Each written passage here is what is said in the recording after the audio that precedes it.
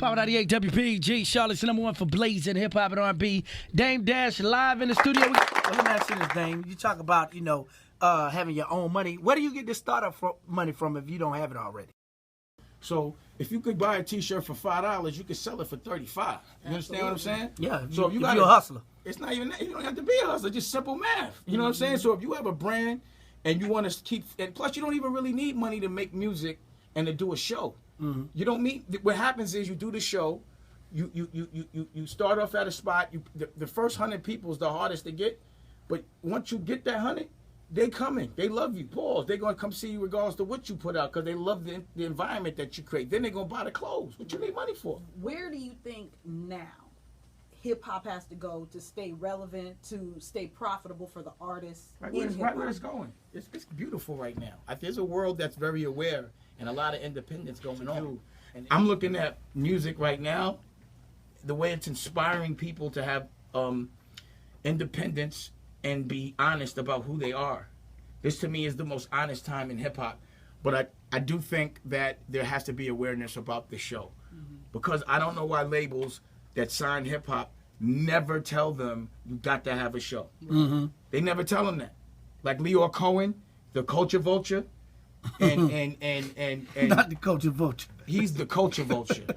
And Joey IE, the white president of black music, whatever mental stuff that is for my culture, and Todd Moskowitz and Julie Greenwald, who's currently telling Sherry Bryan what to do, who's a black woman that I raised, and she has to listen to a white woman that doesn't know nothing about my culture. That's the stuff I'm not all right with. You understand what I'm saying? Like in this business, even what you call a business, it's always a white man telling black people what to do. That makes no sense to me. How does a white man tell black people how to talk to black people? And you gotta ask a white man when to put something out to black people? What is that? I get aggravated because I've watched it so long, because I've had an awareness of how wrong it is. And that's why I'm calling names out like Charlie Watt, who's currently the president of Republic Records. And what's his name from Koch? Andrew Grumblatt. So Dame, all of those dudes, I call them all out. How do we change it, because I have personal experience. How do we control? By not listening to them, by not turning the cheek, by investing in yourself, by having some pride. When somebody from another culture tells you what to do about your culture, walk out. Because that's what I did. Because I could. Because I owned it. You understand what I'm saying? You just got to have confidence in you. It will work itself out. At the end of the day, you can always build yourself a house and grow some food yourself.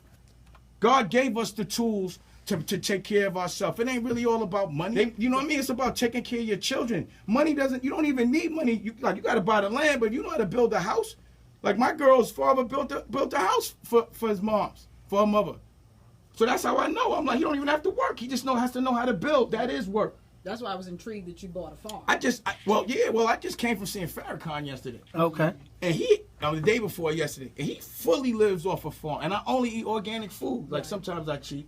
But the things that I was talking to the minister about were very consistent with what I feel now. It's about the food you put in your body. Like you can work out all day, but if you eating junk, you wheezing. Right. I be seeing strong dudes wheezing. Right. It doesn't add up to me. Well, so if you go to the corner store, what are they selling? Packaged food? I don't know if they're selling things that have to be preserved, and that's the stuff that kills your organs. And that's what's in every hood. So basically, because when I come out here, to be honest, I know this is like the same iced tea brand in New York got like 25 carbs. Right. Got 50 carbs out here. The same thing.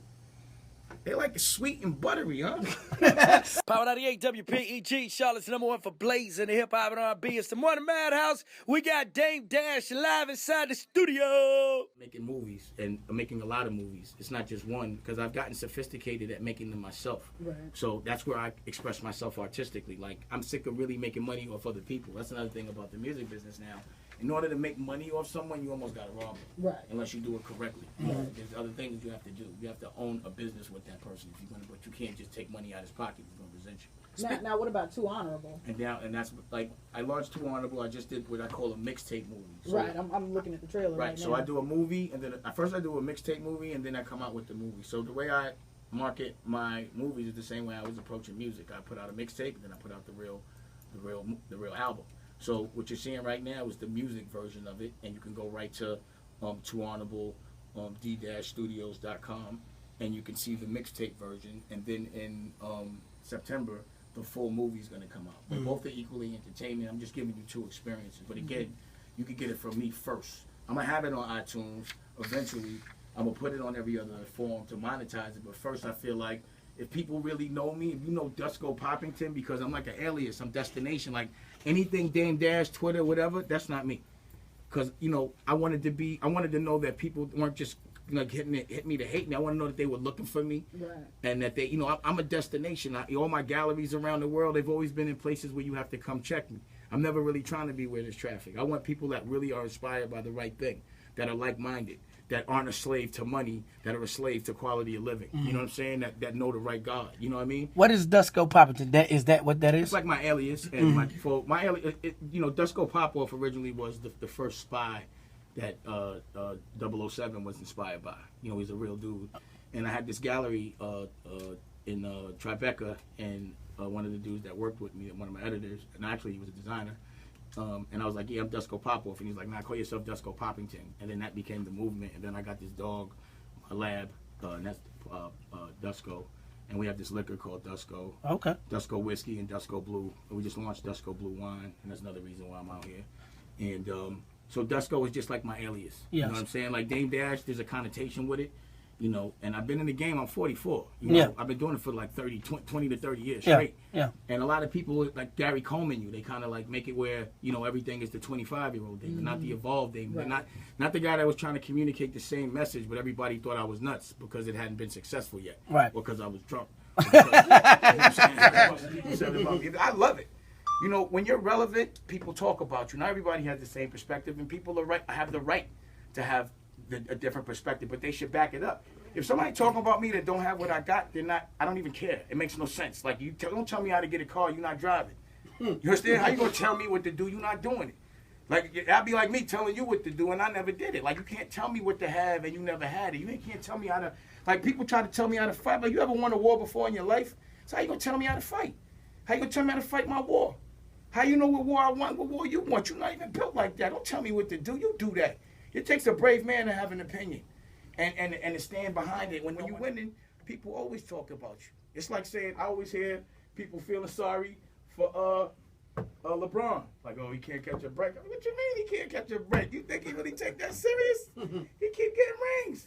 What break he can't catch? Because people talk about him? Listen, I had a car when I was 16 at Max. They've been talking about me since then. I've been hated my whole life. I love it. Because if they don't hate you, you're not winning.